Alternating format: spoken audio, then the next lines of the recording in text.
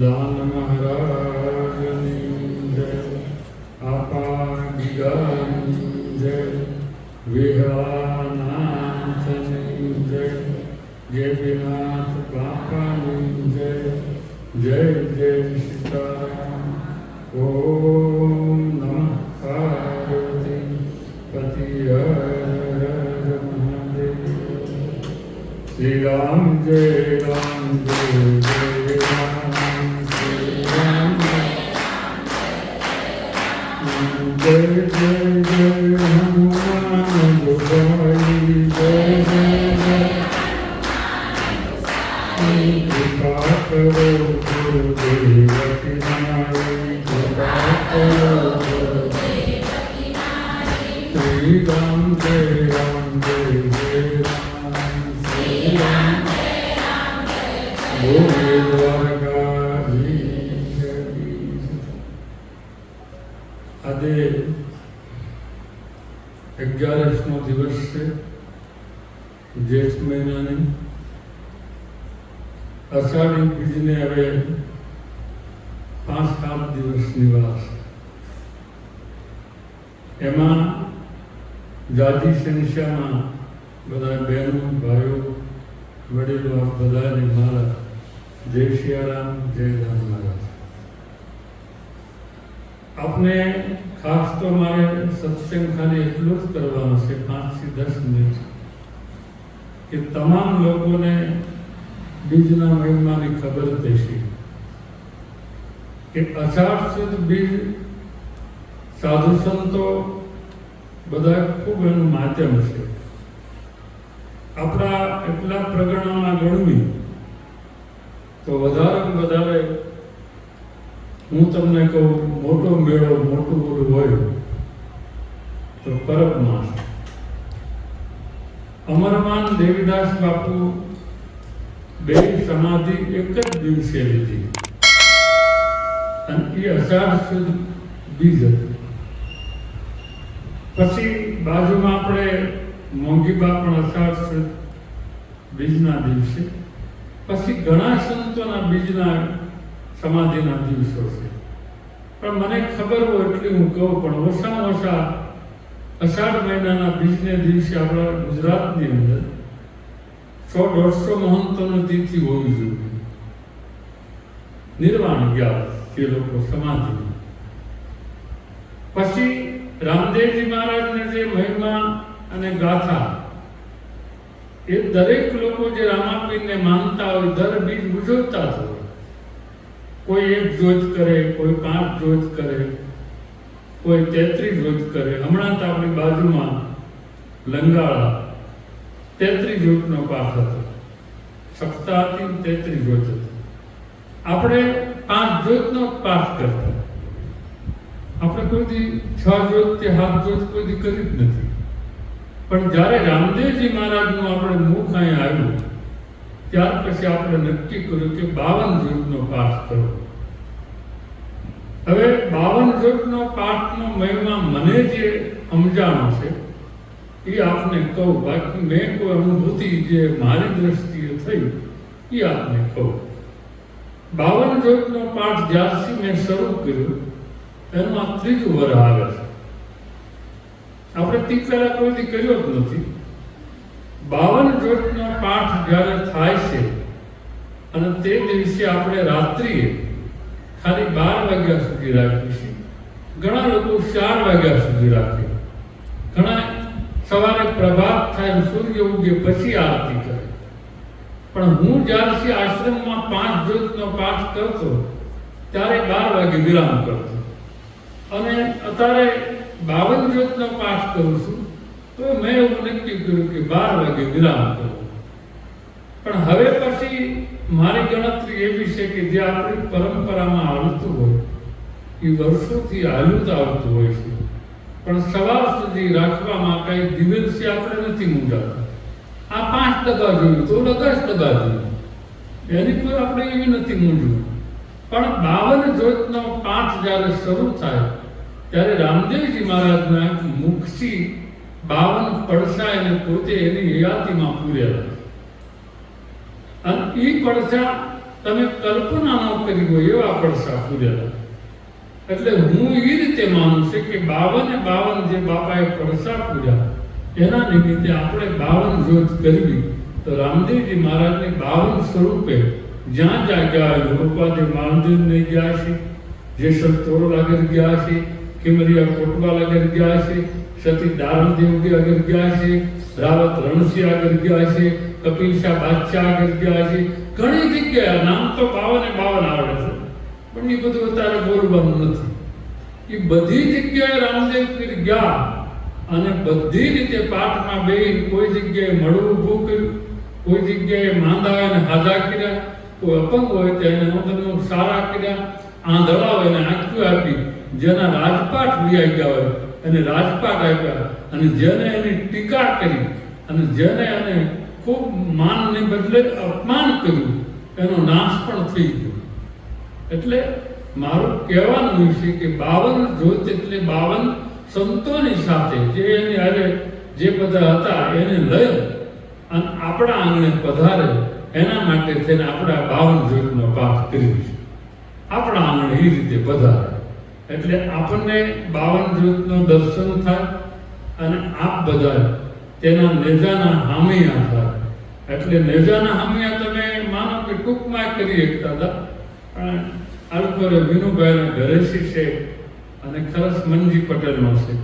એટલે આપણે જે આ દર્શન માટે આવી તમામને આપણે આમંત્રણ, આખા ગામને, અડખે પડખેના બધા ગામડા અને જ્યાં સુધી મારો અવાજ યુટ્યુબમાં કાલે શરૂ થાય એ બધાને મારું આમંત્રણ છે કે અમારે ખાલી ભગવાન રામદેવજી મહારાજના પાઠમાં અમે એવું નક્કી કર્યું છે, મારે જે આપણે દેખ કરતા ખીરની આ થોડુંક મોટે પાયે કરવાનું છે. એટલે મોટા પાયે એટલું છે કારણ કે 25,000 નું ખાલી દૂધ જ લાવવાનું. એટલે ખાલી શક્કરના ચોખા નાખીને એટલું દૂધ પાક પૂરીને બટેટા, પછી જે કાંઈ અનુકૂળતા આવશે એ કંઈક વધારશું. અત્યારે પ્રસાદ રૂપી સવારે શરૂ થાય ત્યાંથી રાતના 12 વાગ્યા સુધી એક જ સરખા ભોજન. એટલે આપ બધાને મારું આમંત્રણ છે. રામાપીરને પ્રિય એક મણીદો રામદેવડાના નિયમ પ્રમાણે હાલો ને તો રામદેવડા દૂધ પાક તે ખીર ઓછું કરે ને જાજો મણીદો કરે. એટલે આપણે જે સૂરનું ભાંગી નાખ્યું એની અંદર ઘી ને ગોળ નાખી દેવી અને પછી સીધું કરે. અને ગેબીનાથ બાપાની પરંપરામાં હું તમને કહું, મણીદો થાય ખરો પણ ચોખા. અમારે જે પરંપરામાં ગેબીનાથ જે થઈ ગયા એને અમારે ગોળ, ચોખા અને ઘી એ મિક્સ કરીને ધરવાનું. એ પણ એક ગેબીનાથની પરંપરામાં રામદેવજી મહારાજ અને ગેબીનાથ અને બાવા બાવળના ત્રણ એક ગુરુના શિષ્ય.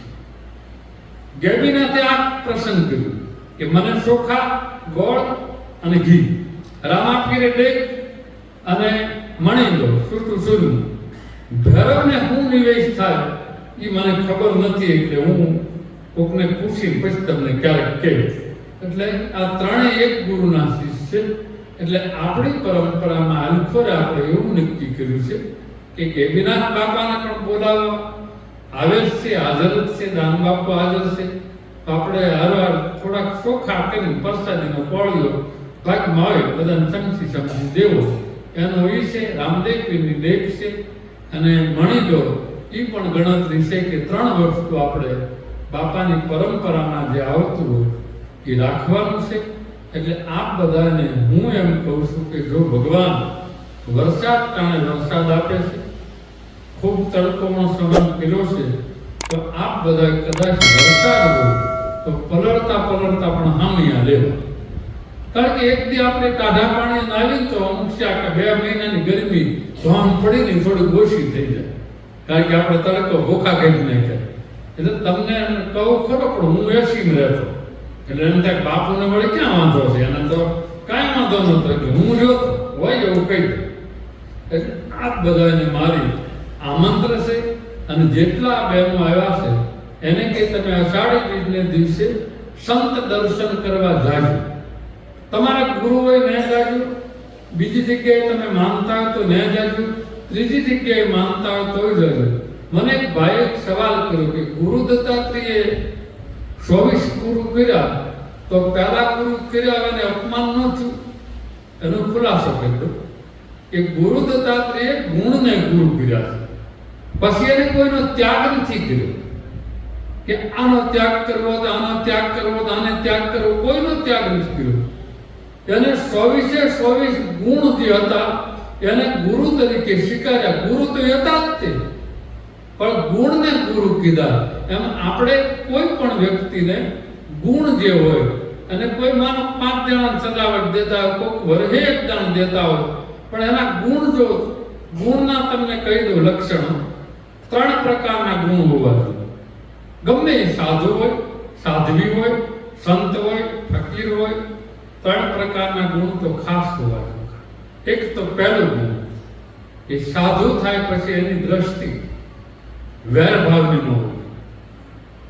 આ મારો છે, આ મારો નથી, આ પૈસા દેશે, આ નથી દેતો, આને માન આપવું, આને ન આપવું, આને ઓછું રાખવું, આ એક ન હોય. બીજું, એની પંગતમાં ભેદ ન હોય.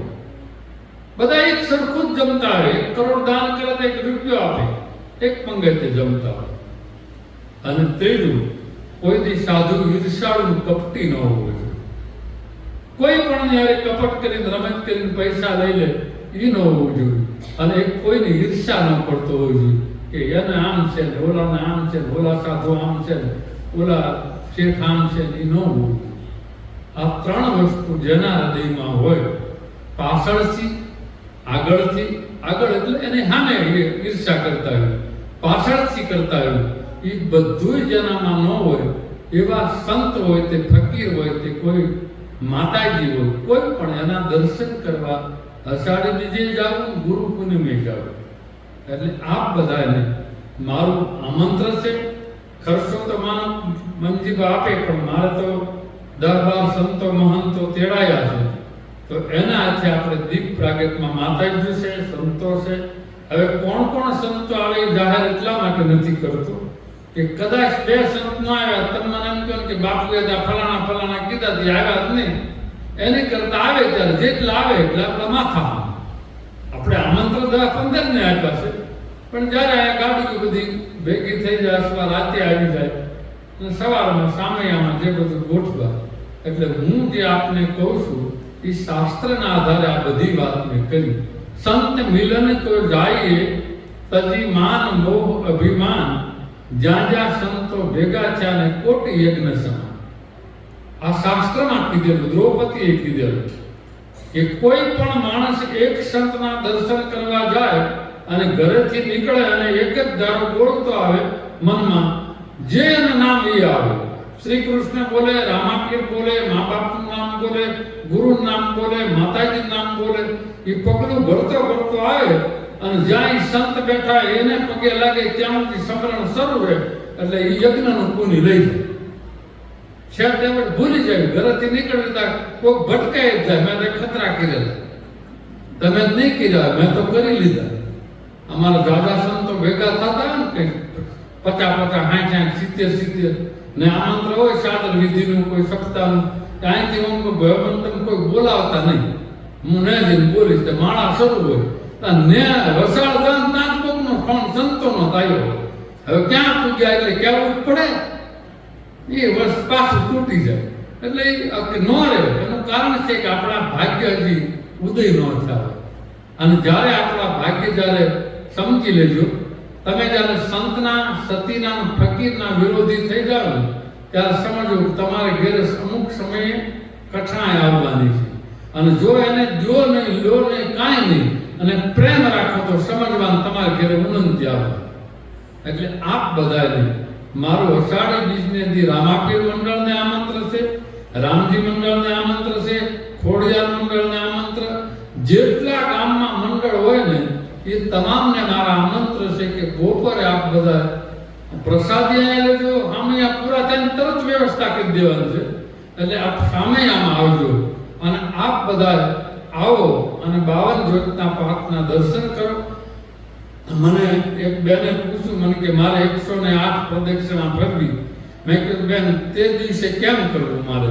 તમે પ્રદક્ષિણા ફરો તો બીજા આવે, ત્રીજા આવે, એટલે તમે એ વખતે ને પણ બપોર વરસાદ કરાય ઇન્ટર પડી જાય અને થોડુંક માણસ ઓછું હોય તો તમે તમારી રીતે ફરવી હોય તો છૂટશે, પણ ટ્રાફિકમાં હું કઈ રીતે કહી શકું? એટલે આપ 100 બધાને મારે 108 પ્રદક્ષિણા કરવી એની કરતાં મારું જો માનો તો એક માળા ઊભા તે બેઠા બેઠા એની સામે કરી લો અને 108 ટીકડા મેકીને છોકરાને ઘરે જ બેસી દો. આ મારી ગણતરી છે.